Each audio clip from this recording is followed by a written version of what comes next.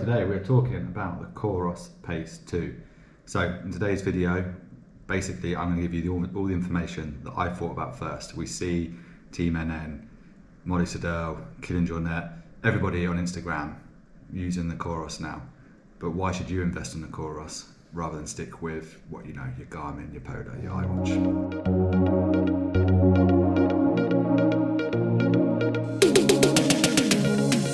I'm James from the Running Hub, along with my partner Katie, and we are currently travelling the world. Over the years, we've experienced many different forms of running and racing.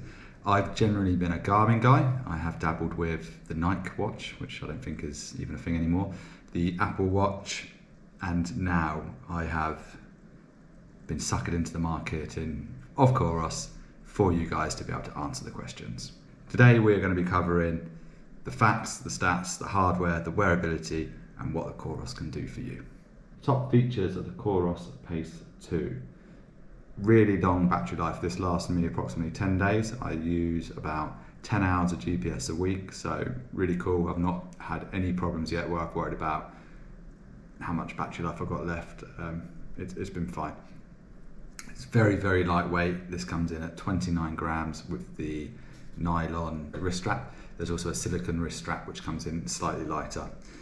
It has a 240 by 240 pixel screen, 64 colours, digital dial and a back button. So it's very simple to use, very easy, very lightweight and lasts a long time.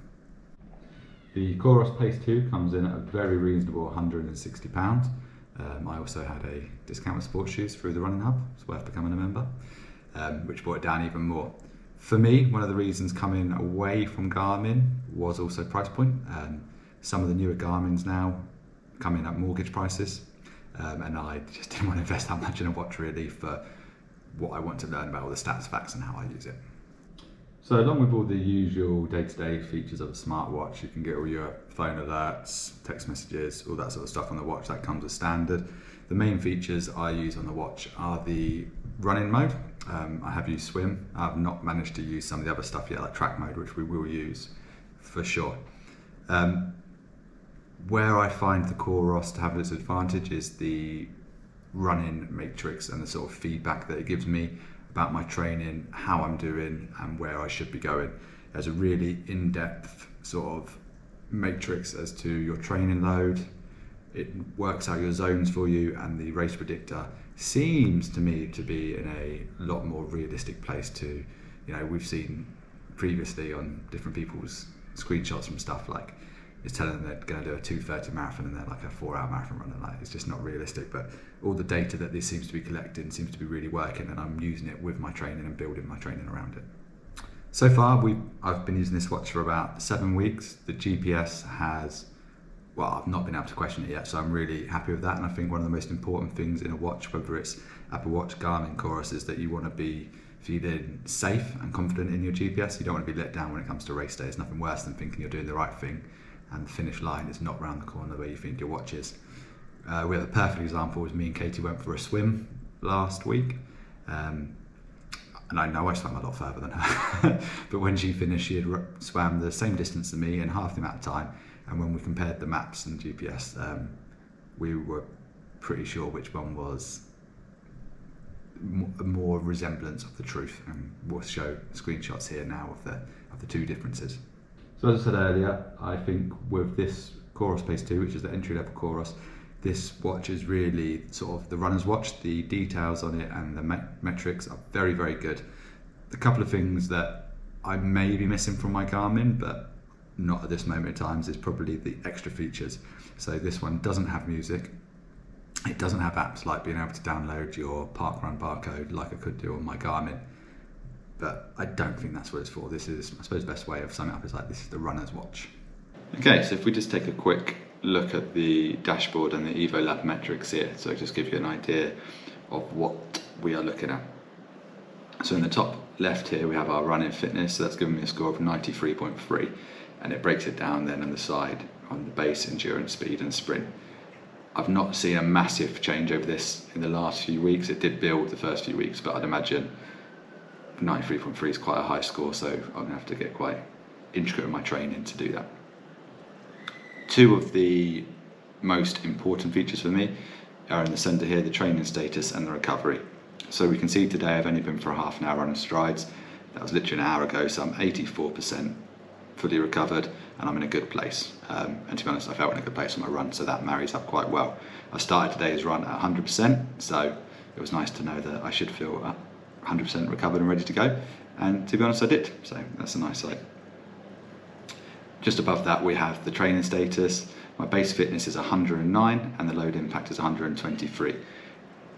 That shows you a score of 14, which means I've optimized my training. If I look at that on the watch, it will say that progressive training load is optimizing my training at the moment.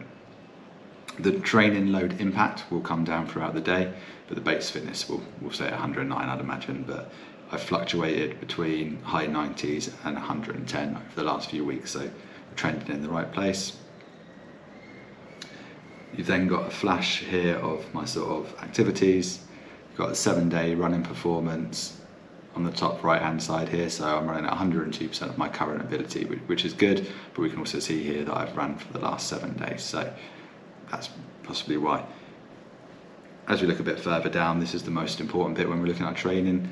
We've got our threshold heart rate zones, and that collates into our pace zones. You can just have a look at that. Obviously that would be more dependent on what you're doing.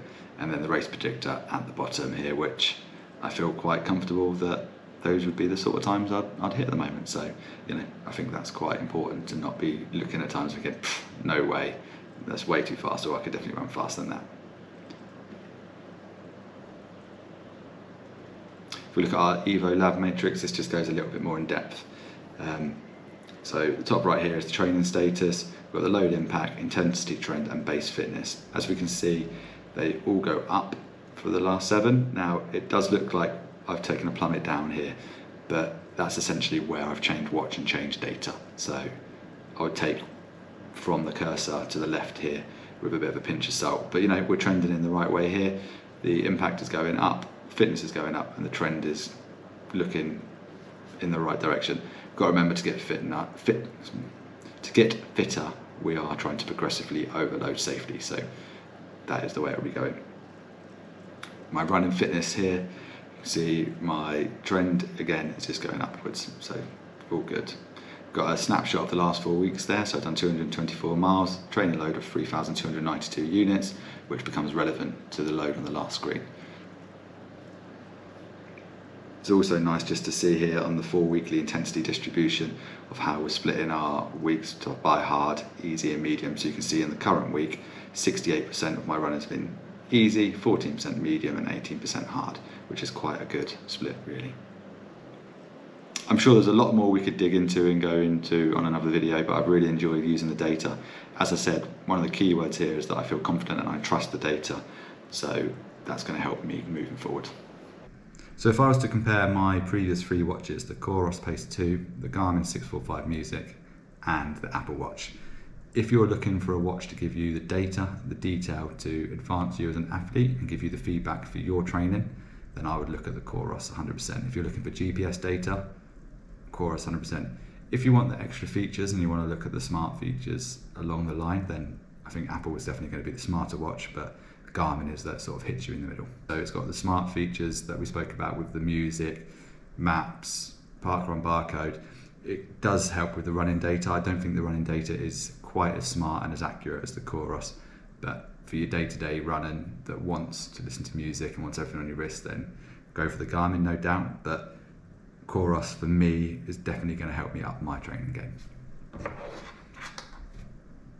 So over the years of running, as I say, I've been a Garmin guy, and I've stepped away when I got the Nike watch and then when I got the Apple Watch.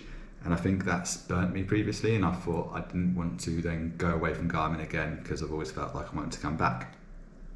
We're 7 weeks into trying the Coros, and I'm more than happy. I'm confident in the data it gives me. I feel that I can rely on the data I'm getting, so I feel no need to go back to Garmin at the moment. Certainly when, as I say, like, not the price point is the be all and end all, but for the equivalent sort of watch with Garmin, I'd be looking at £600 or £700, whereas I say £160 for this. I think is a no-brainer, and there's a reason why the top elites are all signing and working with Coros now. Hope that's given you all the information you need. Subscribe to the channel, follow our journey throughout the world in different races, where I'll continue to learn more about my Coros, gather more information, and hopefully be able to inform you better. Let us know if you buy a Coros or what you want to see in future videos. Like, subscribe and share this video.